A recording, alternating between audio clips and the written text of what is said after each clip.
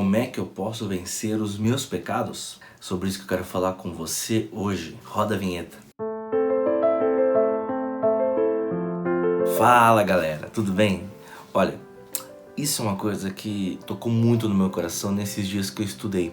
Recentemente a gente foi para o reencontro regional dos jovens em Mato Grosso, lá em Cuiabá. E eu falei em cima desse assunto. Como é que a gente pode vencer os pecados? Como é que a gente pode vencer a nossa carne? Como nós podemos vencer a nós mesmos?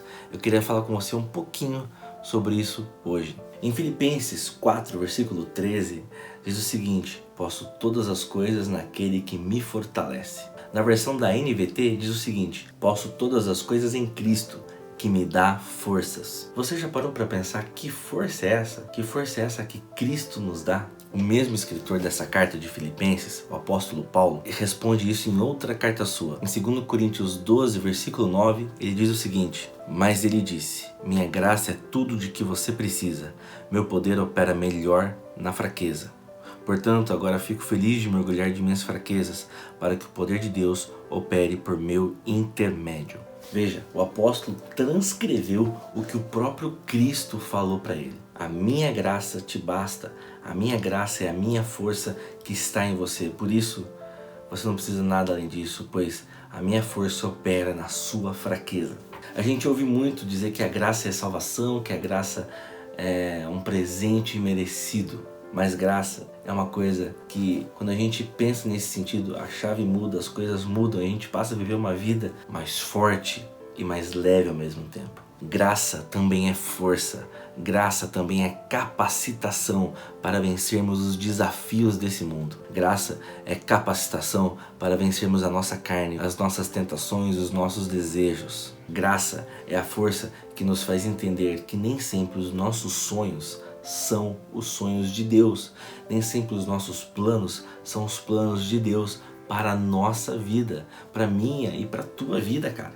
A graça de Deus é a força que nos impulsiona para frente, que nos move em direção a Jesus Cristo. E para viver uma vida com essa graça, com essa força, é necessário nós entendermos que essa força, ela só se aprimora na nossa luta, na nossa busca por santidade. E sobre isso é importante você entender duas coisas. Você pode fazer o que você quiser. Você é santificado, ou seja, você é separado por Jesus Cristo, pelo Pai. Assim como no momento em que eu nasci, eu me tornei filho da minha mãe e do meu pai.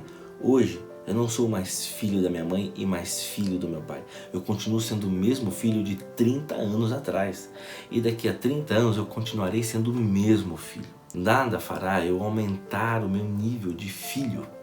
Entende? Então você é santo, você é separado. E por isso, por viver separado, por viver essa vida em que Cristo reflete através de você para as outras pessoas, você deve viver como Cristo. Você deve viver uma vida santa. E aí está o como viver em santidade, para que a graça fortaleça você, para que a graça penetre em suas veias, em seus ossos e você viva em santidade. Eu sempre serei filho dos meus pais e nada que eu fizer poderá aumentar ou diminuir este meu cargo, vamos dizer assim. Mas veja bem, conforme eu cresço, eu percebo que algumas coisas eu posso melhorar, que algumas coisas eu posso fazer melhor, como obedecer, respeitar, honrar pai e mãe. E no momento em que eu honro eles, eu revelo quão bons eles são. Eu revelo quão bom Deus é para mim e por isso eu honro meu pai e minha mãe. Entende? Então, você viver uma vida em santidade é você viver uma vida revelando Jesus Cristo para todos que estiverem ao seu lado. Viver uma vida de santidade com essa graça, com essa força que Deus te dá ali na cruz, através do sacrifício de Cristo, é viver uma vida em que as leis de Deus são respeitadas, são amadas, porque é a lei de quem sofreu, de quem morreu por você, de quem te criou, cara. Como o apóstolo João diz tanto no Evangelho como nas cartas, amar a Deus é obedecer às suas leis.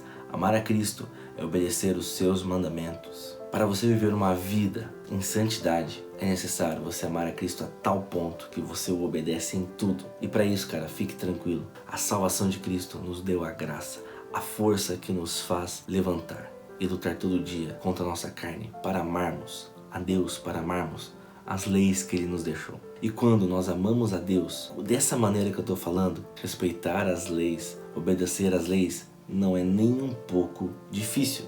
1 João 5,3 diz: amar a Deus é obedecer aos seus mandamentos, e os seus mandamentos não são pesados. Fique com isso, guarde isso em seu coração. Se você está com algum problema, se você está com alguma dificuldade em entender a necessidade de entender o amor de Deus através da lei dele, se apegue mais a ele e entenda a graça como a força capacitora minha e tua. Que Deus te abençoe e lembre-se, a nossa base é Jesus.